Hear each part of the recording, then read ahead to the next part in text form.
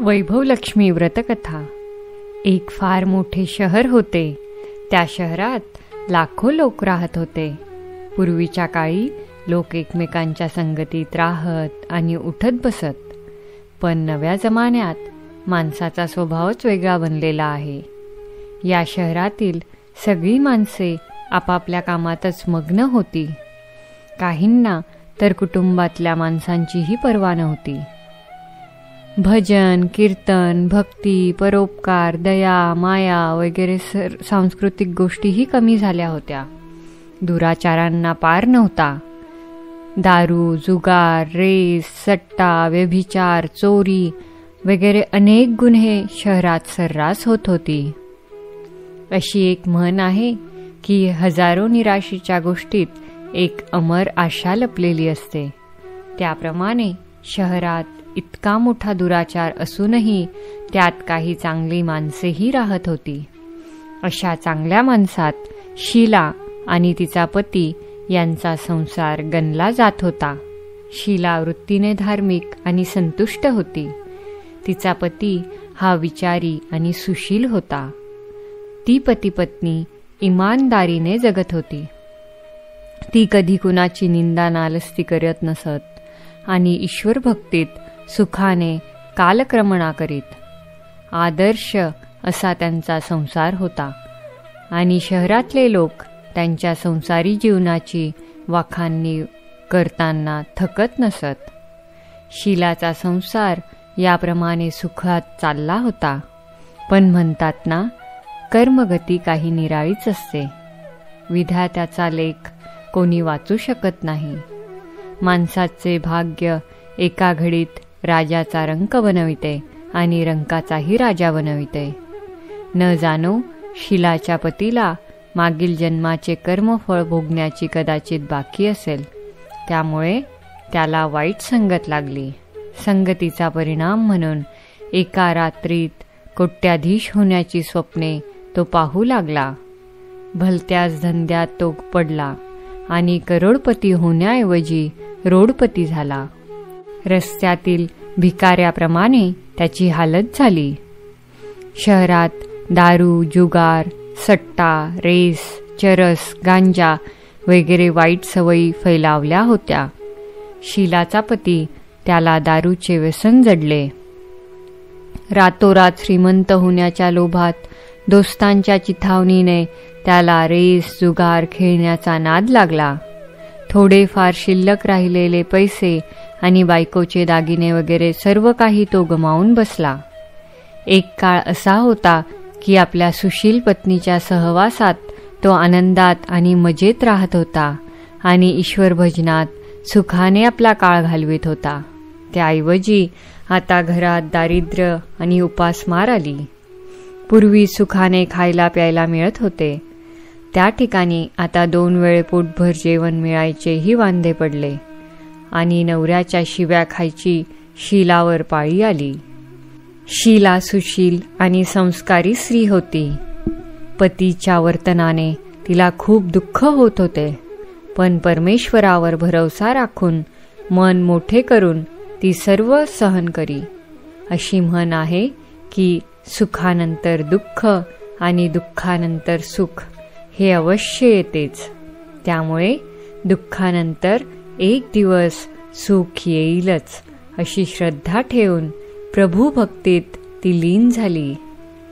अशा रीतीने दारुण दुःख सहन करता करता आणि प्रभू भक्तीत दिवस घालवता घालवता एक दिवस दुपारी तिच्या दरवाजावर कोणीतरी येऊन उभे राहिले.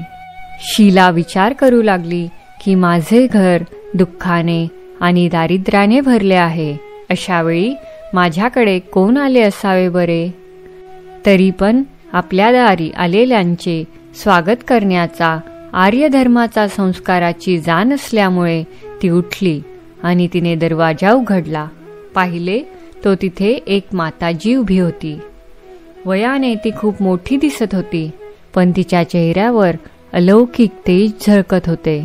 तिच्या डोळ्यातून जणू अमृताचे थेंब पडत होते. तिचा उमदा चेहरा करुणा आणि प्रेमाने चमकत होता. तिला पाहताच शीलाच्या मनाला अपार शांती वाटली.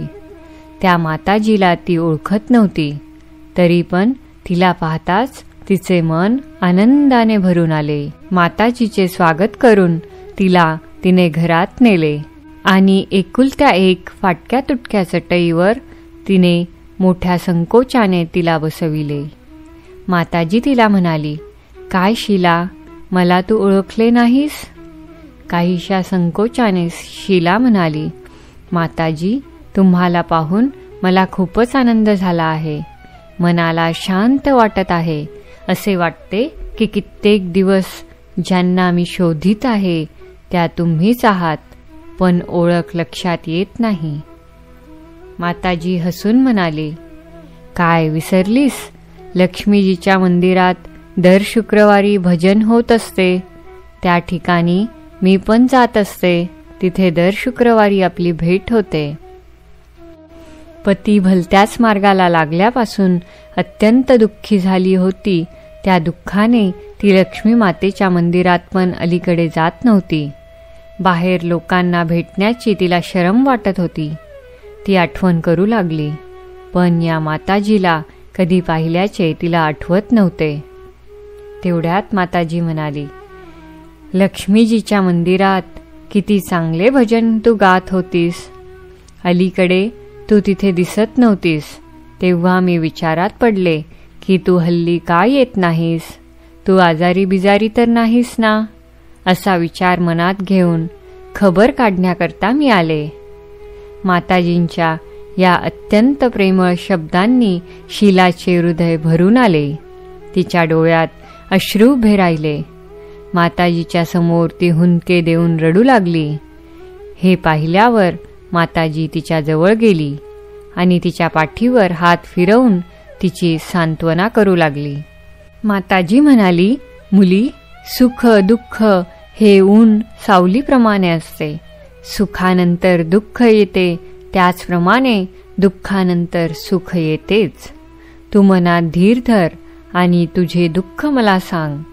तुझे दुःख हलके होईल आणि दुःखावर काहीतरी इलाजही सापडेल." माताजींचे बोलणे ऐकून शीलाचे मन शांत झाले. माताजीला ती म्हणाली, "माताजी, माझ्या संसारात खूप आनंद आणि सुख होते. माझे पतीही सुशील होते. ईश्वराच्या कृपेने पैशाच्या बाबतीतही आम्ही समाधानी होतो. पण दैवाचा आमच्यावर कोप झाला आणि माझ्या पतीला वाईट संगत जडली. त्या संगतीत दारू, जुगार, रेस, सट्टा, चरस, गांजा वगैरे सवयी लागल्या आणि त्याने सर्वनाश करून घेतला आणि रस्त्यावरच्या भिकाऱ्यासारखी आमची स्थिती झाली." माताजी म्हणाली, "मुली, सुखानंतर दुःख आणि दुःखापाठोपाठच सुख येते. म्हणूनच म्हटले आहे की कर्माची गती निराळीच असते. प्रत्येक माणसाला कर्माची फळे भोगावीच लागतात. तरी पण तू चिंता करू नको. मागील कर्माचे दुःख तू आता भोगलेच आहेस, तेव्हा यापुढे सुखाचे दिवस जरूर येतील. तू तर लक्ष्मी माताजीची भक्त आहेस. लक्ष्मी माताजी ही करुणा आणि प्रेमाचा अवतार आहे. स्वतःच्या भक्तांकडे ती दयेच्या भावनेनेच पाहते. तेव्हा मनात धीर धर आणि लक्ष्मी माताजीचे व्रत कर, म्हणजे सर्व काही ठीक होईल." लक्ष्मी माताजीच्या व्रताची गोष्ट ऐकून शीलाचा चेहरा खुलला. तिने विचारले, "माताजी, लक्ष्मी मातेचे व्रत कसे करतात ते मला सांगा. मी व्रत जरूर करीन." माताजी म्हणाली, "मुली, लक्ष्मी मातेचे व्रत अगदी सोपे आहे. त्याला वरदलक्ष्मी व्रत किंवा वैभवलक्ष्मी व्रत असेही म्हणतात. हे व्रत करणाऱ्याच्या मनातल्या सर्व इच्छा पूर्ण होतात आणि त्याला यश, सुख, संपत्ती प्राप्त होते." असे म्हणून माताजीने वैभवलक्ष्मी व्रताचा विधी सांगण्यास सुरुवात केली. मुली, वैभवलक्ष्मी व्रत तसे साधेसुधे व्रत आहे, परंतु अनेक लोक हे व्रत चुकीच्या पद्धतीने करतात. त्यामुळे त्याचे फळ मिळत नाही. अनेक लोक सांगतात की सोन्याच्या दागिन्यांची हळद कुंकू लावून पूजा केली की ते व्रत झाले, पण तसे नाही. व्रत हे नेहमी विधीपूर्वक आणि शास्त्रोक्त पद्धतीने केले पाहिजे, तरच त्याचे फळ मिळते.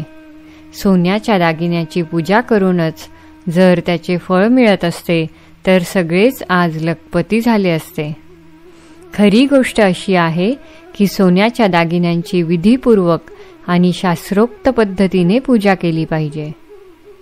व्रताचे उद्यापन विधीपूर्वक आणि शास्त्रोक्त पद्धतीने केले पाहिजे, तरच वैभवलक्ष्मी व्रताचे फळ मिळते. हे व्रत दर शुक्रवारी करायचे असते. व्रत करणाऱ्याने स्नान करून स्वच्छ कपडे घालायचे आणि मनातल्या मनात जय लक्ष्मी माता असा जप करायचा. कोणाची निंदा करायची नाही. दिवाबत्तीच्या वेळी हातपाय धुवून एक पाट ठेवून त्यावर पूर्वेला तोंड करून बसावे.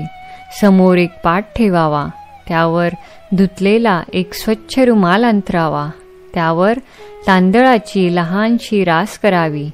त्या राशीवर तांब्याचा लोटा पाणी भरून ठेवावा. लोट्यावर एका वाटीत एखादा सोन्याचा दागिना ठेवावा. सोन्याचा दागिना नसेल तर चांदीची एखादी वस्तू ठेवावी आणि तीही नसेल तर रुपयाचे एक नाणे ठेवले तरीही चालेल. नंतर तुपाचा दिवा करून उदबत्ती लावावी. लक्ष्मी मातेची अनेक स्वरूपे आहेत. लक्ष्मी माता श्रीयंत्रानेच संतुष्ट होते, तेव्हा वैभवलक्ष्मी व्रत करणाऱ्याने प्रथम श्रीयंत्राचे आणि लक्ष्मी माताच्या विविध स्वरूपांचे अंतःकरणपूर्वक दर्शन करावे. त्यानंतर हळद कुंकू लावून पूजा करावी व लाल रंगाचे फूल वाहावे. सायंकाळी घरी बनवलेली एखादी गोड वस्तू प्रसादाकरिता ठेवावी.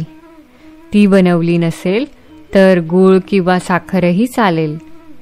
त्यानंतर आरती करावी आणि अंतःकरणपूर्वक 11 वेळा जय लक्ष्मी माता असा जप करावा. नंतर प्रसाद वाटावा. त्यानंतर वाटीतील दागिना किंवा रुपया काढून घ्यावा. लोट्यातील पाणी तुळशीच्या कुंडात सोडावे आणि तांदूळ एका वाडग्यात पक्ष्यांना घालावे. अशा रीतीने शास्त्रोक्त विधीने व्रत केल्याने त्याचे फळ अचूक मिळतेच. या व्रताच्या प्रभावाने सर्व प्रकारची दुःखे दूर होऊन भरपूर धनलाभ होतो. मूल नसेल तर मूल होते. सौभाग्यवती स्त्रीचे सौभाग्य अखंड राहते आणि कुमारिकांच्या इच्छा सफल होतात. हे ऐकल्यावर शीला अत्यंत खुश झाली. ती माताजीला म्हणाली, माताजी, तुम्ही मला वैभवलक्ष्मी व्रताचा जो विधी सांगितलात तो मी जरूर करीन.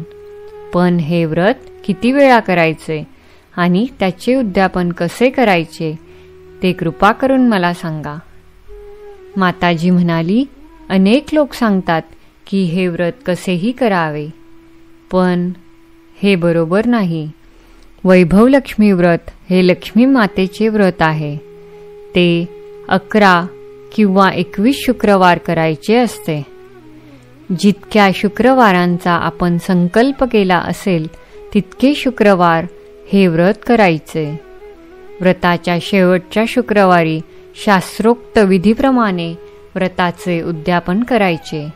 शेवटच्या शुक्रवारी दर शुक्रवारी करतो त्याप्रमाणे पूजाविधी करून नारळ ओवाळायचा, पण त्या दिवशी खिरीचाच प्रसाद करायचा. त्यानंतर 7 कुमारिका किंवा सुवासिनी स्त्रियांना हळद कुंकू लावावे आणि भेट म्हणून वैभवलक्ष्मी व्रताची एक पुस्तिका आणि खिरीचा प्रसाद द्यायचा.